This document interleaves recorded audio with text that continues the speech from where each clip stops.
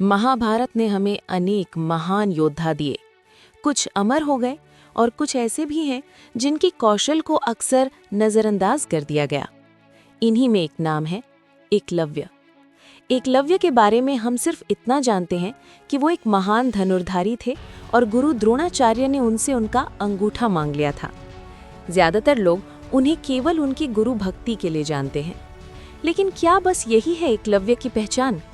क्या किसी ने कभी सोचा कि अंगूठा कटने के बाद उसका जीवन कैसा रहा? क्या वो युद्ध करने के योग्य रहा? और सबसे बड़ा सवाल, एकलव्य की मृत्यु कैसे हुई और कहाँ हुई?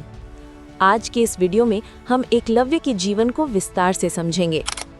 महाभारत काल में श्रृंगवेरपुर नाम का एक राज्य हुआ करता था और उस समय निषाद राज हिरण्यधनु उस राज्य के राजा थे। एकलव्य निषाद राज हिरण्यधनु के ही पुत्र माने जाते हैं। एकलव्य के बचपन का नाम अभिद्युम्न या अभय बताया जाता है, लेकिन हरिवंश पुराण एक अलग और कम जानी गई कथा प्रस्तुत करता है। हरिवंश पुराण के अनुसार एकलव्य हिरण्यधनु का गोद लिया हुआ पुत्र था। इस ग्रंथ के अनुसार एकलव्य का जन्म भगवान श्री कृष्ण के चाचा के यहाँ हुआ था। जब उस बालक की कुल्ली ज्योतिषियों ने देखी तो उन्होंने उसके भविष्य को लेकर कुछ ऐसे संकेत बताए जो उसके पिता को विचलित कर गए। तब पिता ने अपने भतीजे श्री कृष्ण की सलाह पर उस बालक को राजा हिरण्यधनु को सौंप दिया।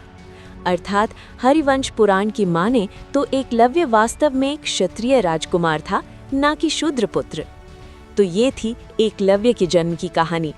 अब हम समझेंगे उस यात्रा के बारे में जिसने एक साधारण बालक को असाधारण धनुर्धर बना दिया।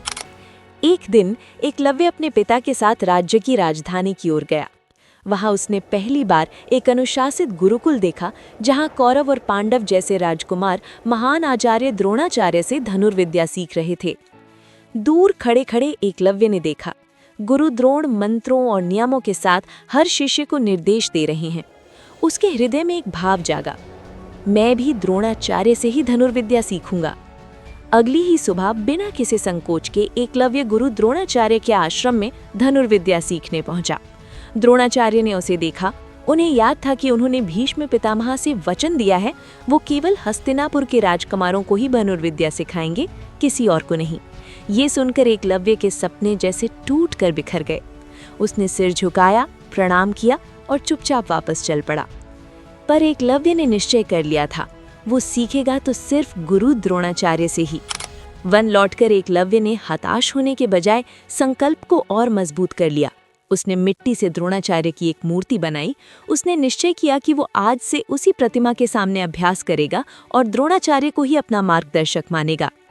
यहाँ से शुरू होता है असली तप। सुबह शाम, धूप, बरसात, गर्मी, सर्दी की परवाह किए बिना एकलव्य प्रतिदिन धनुष बाण लेकर खड़ा हो जाता। कभी पत्तों पर निशाना, कभी फल पर, कभी दूर खड़े पेड़ के तने पर। धीरे धीरे उसका अभ्यास साधना में बदलने लगी और साधना सिद्धि में। कई वर्ष बीत गए। एक दिन जब एकलव्य अपने वनाश्रम के पास धनुर्विद्या का अभ्यास कर रहा था, तभी पास में एक कुत्ता भौंकने लगा। शोर के कारण उसका ध्यान भंग हो रहा था। एकलव्य ने बिना क्रूरता के कुछ बाण ऐसे चलाए कि कुत्ते के मुंह को बाणों से इस तरह भर दिया कि वो और भौंक ना सके। कुत्ता चुपचाप इधर उधर घूमता घूमता उसी वन के दूसरे हिस्से में पहुंच गया, जहां द्रोणाचार्य अपने शिष्यों कौरवों और पांडवों के साथ शिकार के लिए आए हुए थे। जब सबने उस कुत्ते को देखा तो दंग रह गए। कुत्ते के पैरों के निशान और दिशा को देखते हुए द्रोणाचार्य और उनके शिष्य आगे बढ़े और अंततः एकलव्य के छोटे से आश्रम तक पहुंच गए। एकलव्य ने दूर से ही अपने आराध्य गुरु द्रोणाचार्य को आते देखा। उसकी आंखों में आनंद के आंसू आ गए। वो दौड़कर आया, चरणों में गिर पड़ा। द्रोणाचार्य ने हैरानी से पूछा, शिष्य, पर मैंने तो तुम्हें कभी शिक्षा नहीं दी। एकलव्य मुस्कुराकर बोला, गुरुदेव, जब आपने मुझे अपने गुरुकुल में स्थान नहीं दिया, तब भी मैंने मन ही मन आपको गुरु मान लिया। आपकी ही प्रतिमा के सामने आपके नाम से मैंने वर्षों तक साधना की है। एकलव्य का अद्भुत समर्पण द्रोणाचार्य के अंतर मन को गहराई से छू गया। पर एक और बात उनके मन में चल रही थी। यदि एकलव्य को ऐसे ही आगे बढ़ने दिया जाए तो वो अर्जुन से भी महान बन सकता है। कुछ पल मौन रहने के बाद द्रोणाचार्य ने कहा कि यदि एकलव्य उन्हें अपना गुरु मानता है तो उसे गुरु दक्षिणा देनी होगी। एकलव्य ने उनसे आदेश करने का अनुरोध किया। तब द्रोणाचार्य ने गहरी सांस लेते हुए कहा कि गुरु दक्षिणा के रूप में उन्हें एकलव्य के दाहिने हाथ का अंगूठा चाहिए। आसपास खड़े पांडव और कौरव सन्न रह गए, क्योंकि बिना अंगूठे के धनुर्विद्या लगभग असंभव हो जाती है। पर एकलव्य के चेहरे पर न शिकायत, न प्रश्न, न विरोध। उसने अपना दाहिना हाथ आगे बढ़ाया और अपना अंगूठा काटकर द्रोणाचार्य के चरणों में रख दिया। उस क्षण वहां उपस्थित सभी लोग निशब्द रह गए। ये दृश्य देखकर द्रोणाचार्य अंतर्मन तक द्रवित हो उठे। उसके पश्चात द्रोणाचार्य अपने राजकुमार शिष्यों के साथ आश्रम की ओर लौट गए और एकलव्य अपने राज्य श्रृंगवेरपुर वापस चला गया। राज्य लौटकर एकलव्य ने बिना किसी औपचारिक गुरु के निरंतर साधना के साथ धनुर्विद्या का अभ्यास जारी रखा। लगातार परिश्रम और अनुशासन से वो देखते देखते एक असाधारण धनुर्धर बन गया। कुछ वर्षों बाद राजा हिरण्यधनु ने अपनी एक निषाद मित्र की कन्या सुनीता से एकलव्य का विवाह करवा दिया। पर समय के साथ राजा हिरण्यधनु का देहांत हो गया और इसके बाद एकलव्य श्रृंगवेरपुर का शासक बना।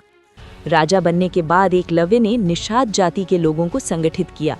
उसने अपने राज्य की सीमाओं का निरंतर विस्तार किया और श्रृंगवेरपुर एक शक्तिशाली राज्य के रूप में उभरने लगा। इसी क्रम में एकलव्य की मित्रता जरासंध से हुई, जो उस समय श्री कृष्ण के सबसे बड़े शत्रु माने जाते थे। विष्णु पुराण के अनुसार जब जरासंध ने द्वारिका के विरुद्ध युद्ध किया, तब एकलव्य जरासंध के पक्ष में था। इस युद्ध में उसने यादव सेना के अधिकांश योद्धाओं को परास्त कर दिया। जब ये समाचार भगवान श्री कृष्ण तक पहुंचा, तो वे स्वयं एकलव्य से मिलने आए।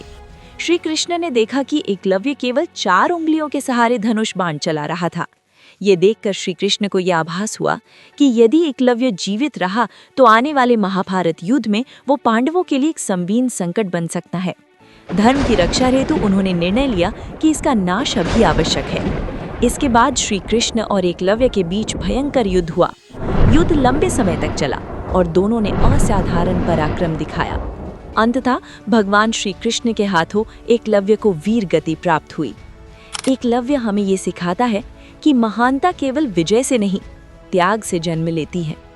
अगर श्री कृष्ण ने एकलव्य को न रोका होता तो क्या महाभारत का इतिहास बदल जाता, और क्या तब अर्जुन कभी सर्वश्रेष्ठ धनुर्धर कहलाता? अपनी राय कमेंट में जरूर बताइए।